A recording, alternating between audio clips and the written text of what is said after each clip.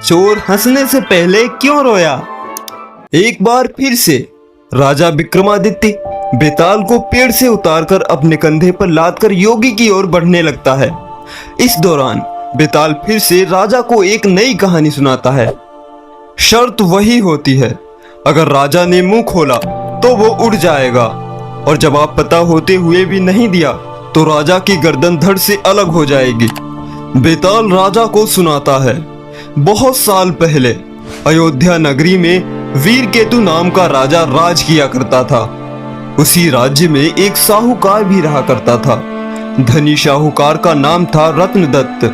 उसकी एक ही सुंदर सी बेटी थी जिसका नाम था रत्नावली। रत्नावली के लिए कई रिश्ते आए, लेकिन उसने किसी से भी शादी करने के लिए हाँ नहीं की। इस कारण उसके पिता काफी परेशान थे। रत्नावली को सुंदर और धनवान ही नहीं बल्कि बुद्धिमान और बलवान वर चाहिए था। एक ओर रत्नावली के पिता अपनी बेटी से परेशान थे, दूसरी ओर नगर में चोरी होना शुरू हो गई थी, जिस वजह से रत्नदत्त को हमेशा एक डर सताता रहता था कि कहीं उसके घर से चोर सारा धन न लेके चले जाएं। इसी बीच रत्नावली की मुलाकात उसी चोर से हो जाती है। रत्नावली को लोगों के घर से फल तोड़कर खाने में बड़ा आनंद आता था। वो चोर रत्नावली को आम चुराना सिखाता है। वो लड़की उससे बहुत प्रभावित होती है और हर रोज उससे मिलने लगती है। वक्त के साथ साथ उसे चोर से प्रेम हो जाता है। इधर चोर रोज रत्नावली से मिलने के बाद चोरी करने के लिए निकल जाता था। उधर अयोध्या में बढ़ती चोरी से परेशान राजा ने सारे मंत्रियों और पहरेदारों को डांट लगाते हुए कहा, नगर में रोज चोरियां हो रही हैं, लेकिन ना तो कोई पहरेदार उसे पकड़ पा रहा है और ना ही कोई मंत्री उसे पकड़ने की योजना बना पा रहा है। इसके बाद राजा ने चोर को पकड़ने का फैसला किया। चोर को पकड़ने के लिए राजा रोज रात को नगर में घूमने लगे। एक दिन राजा ने रात में किसी को घर में घुसते हुए देखा। राजा को शक हुआ तो वो भी उसके पीछे चल पड़े। जैसे ही राजा वहां पहुंचे तो उन्हें चोर देखकर कहने लगा, अरे मुझे तो लगता था कि यहाँ मैं ही एक चोर हूँ, तुम भी चोरी के इरादे से यहाँ आए हो। राजा कुछ भी नहीं कहते।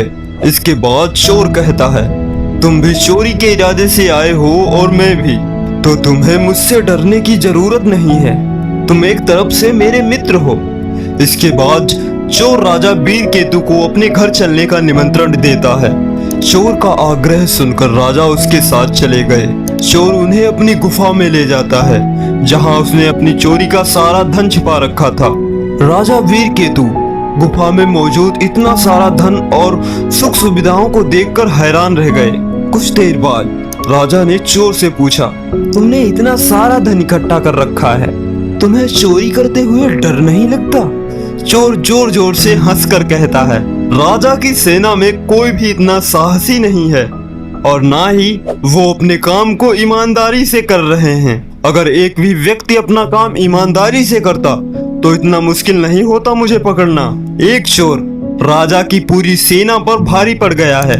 ये सुनते ही राजा ने अपनी तलवार निकाली और चोर से युद्ध करके उसे अपना बंदी बना लिया। चोर हैरान रह गया।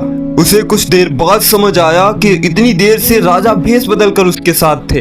राजा वीरकेतु उसे अपने साथ राजमहल ले आते हैं और फांसी पर चढ़ाने की सजा सुना देते हैं। जैसे ही इस बात का ऐलान होता है कि चोर पकड़ा गया है और उसे फांसी दे दी जाएगी, तो रत्नावली परेशान हो जाती है। उसे पता चल गया था कि राज्य में जो चोरी कर रहा था वही उसे आम चुराना सिखा रहा था। परेशान होकर रत्नावली अपने पिता रत्नदत्त से कहती है, पिताजी, जिस व्यक्ति को मैं मन ही मन अपना पति मान चुकी हूँ उसे राजा ने पकड़ लिया है और वो उसे फांसी पर लटकाने वाले हैं, आप कुछ कीजिए पिताजी। रत्नदत्त को अपनी बेटी की बात समझ नहीं आती है। तब वो अपने पिता को चोर और उसकी मुलाकात के बारे में विस्तार से बताती है और कहती है कि वो उसके बिना नहीं रह सकती। रत्नदत्त अपनी बेटी को समझाने की बहुत कोशिश करता है। जब बेटी नहीं मानती है तब वो मजबूर होकर राजा के पास चला जाता है और राजा को बताता है कि उसकी बेटी रत्नावली चोर को बहुत प्यार करती है। अगर उसे फांसी हो गई तो वो अपने प्राण त्याग देगी। वो व्यापारी अपनी बेटी की खातिर राजा को सोने के सिक्के और चोर द्वारा चुराया गया सारा धन देने का प्रस्ताव रखते हैं, लेकिन राजा उसकी एक नहीं सुनते। कुछ देर बाद ही राजमहल में रत्नावली पहुंच जाती है। वो भी राजा से आग्रह करती है, लेकिन राजा किसी की नहीं सुनते और जल्लाद से चोर को जल्दी से फांसी देने का कह देते हैं। जैसे ही चोर को फांसी होने वाली होती है, वो पहले रोता है और फिर बाद में जोर जोर से हंसने लगता है। उस चोर को फांसी होते ही रत्नावली भी अपने प्राण त्यागने की कोशिश करती है। उसी वक्त एक आकाशवाणी होती है। भगवान रत्नावली से कहते हैं, हे पुत्री, तुम्हारा प्रेम बहुत ही पवित्र है। तुम्हारे इस प्यार को देखकर हम बहुत ही खुश हुए। तुम मांगो जो भी तुम्हें मांगना हो। ये सुनकर रत्नावली कहती है, मेरे पिता का कोई बेटा नहीं है। आप उन्हें आशीर्वाद दें कि उनके 100 पुत्र हो जाएं। एक बार फिर से आकाशवाणी होती है, ऐसा ही होगा, लेकिन तुम कुछ और भी वरदान मांग सकती हो। फिर रत्नावली कहती है, मैं चोर से बहुत प्रेम करती हूँ, अगर हो सके तो आप उन्हें जीवित कर दीजिए। रत्नावली के वरदान मांगते ही चोर फिर से जीवित हो जाता है। इधर यह सब देखकर राजा बहुत हैरान हो जाते हैं। उधर चोर जीवित हो जाने के बाद एक बार फिर रोता है और फिर जोर जोर से हंसने लगता है। इसी दौरान राजा चोर से कहते हैं, अगर तुम सही रास्ते पर चलते हो तो मैं तुम्हें राज्य का सेनापति बनाने के लिए तैयार हूँ। चोर खुशी खुशी हाँ कर देता है। इतनी कहानी सुनाते ही बेताल चुप हो जाता है। फिर विक्रमादित्य से पूछता है, हे राजन, वो चोर फांसी चढ़ते समय और जीवित होने के बाद क्यों पहले रोया और फिर हंसने लगा? राजा ने जवाब दिया, सुनो बेताल, चोर को दुख इस बात का हुआ कि उसने जीवन में सिर्फ चोरी ही की, इसके बाद भी इतनी सुंदर लड़की उसके लिए मरने के लिए तैयार है। फिर हंसा इसलिए क्योंकि उसने सोचा, एक ऐसी लड़की जिससे राजकुमार भी शादी करना चाहते थे, उसे प्यार भी हुआ तो एक चोर से। दोबारा जीवित होने के बाद वो नया जीवन मिलने पर रोया और खुश भगवान के खेल को देखकर हुआ। एक बार फिर से सही जवाब मिलने के बाद बेताल फिर से पेड़ पर जा लटका।